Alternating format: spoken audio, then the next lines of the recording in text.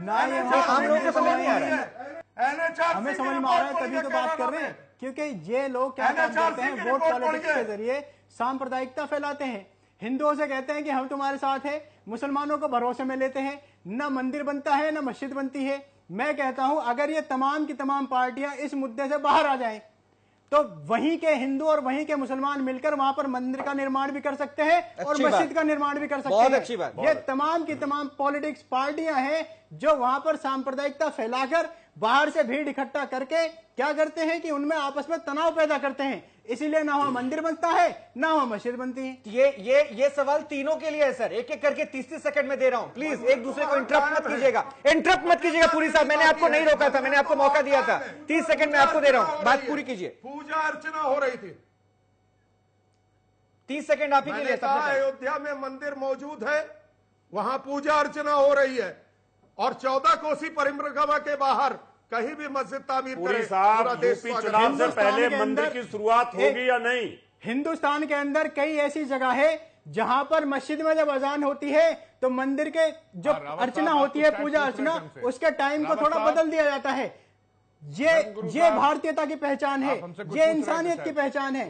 मैंने एक बात शुरू में ये कही थी कि अगर भगवान राम खुद आज के वक्त में वहां पर मौजूद होते तो ये बात तयशुदा बात है और मैं पक्के दावे के साथ कह सकता हूं, क्योंकि वो इंसानियत के माहिर थे, वो सच्चाई के माहिर थे। ये फरमाया कि वो बाबरी मस्जिद को कभी गिरने नहीं देते। देखिए मौलाना साहब, कभी नहीं गिरने देते। वो ऐसा होता है कि अगर बाबर साहब, मैं और रावत साहब मिलकर अगर यहाँ पर मंदिर मस्जिद का निर्माण, अच्छी बात कर रहे हैं मौलाना साहब, रावत साहब, मौलाना साहब अच्छी बात कर रहे हैं। वो कह रहे हैं कि मिलकर पहल कीजिए। नहीं, बात ठीक है मौलाना साहब की, तो मैंने पहले भी कहा था कि मौलाना साहब अच्छे हैं और अच्छी बात कर रहे हैं। हम तो चाहते हैं कि मंदिर का निर्माण चाहिए हमें, तो क्योंकि जो हमारी सबसे बड़ी श्रद्धा की हमारी मूर्ति है, हम तो चाहते हैं भगवान राम का मंदिर वहां बनना चाहिए। तीनों पार्टियों से बार बार निवेदन कर रहा हूं और एक पार्टी ने, सिद्दीकी साहब ने तो शुरुआत कर दी है, बाकी 2 पार्टी और हैं वो भी शुरुआत कर दें। एक ने रहने का इंतजाम कर दिया है, यात्रियों का इंतजाम कर दिया, एक जो भगवान टेंट में है वहां पर निर्माण की शुरुआत हो जाए, हम तो उसी को वोट देंगे।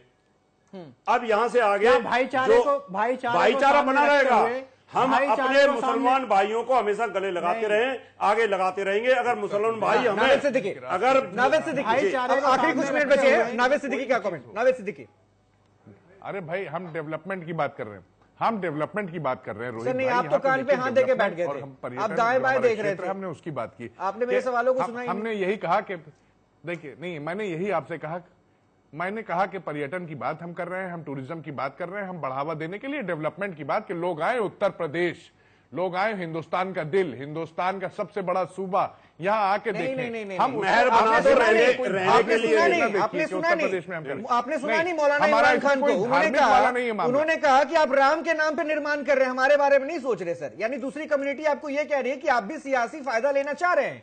भाई आप अगर भाईचारे का प्रतीक मानते, अगर भाईचारे को बढ़ाते तो आप बाबरी राम करके एक म्यूजियम बना सकते थे, या राम बाबरी करके एक ही नाम देते थे, उसको म्यूजियम बना सकते। औरंगजेब करके देख लिया, रहने दो कोई फायदा नहीं। भाईचारे को खत्म, हमने आपको कहा है कि आप भाईचारे को खत्म कर हमने आपको कहा है अरे ये सुनिए, अरे सुनिए मौलाना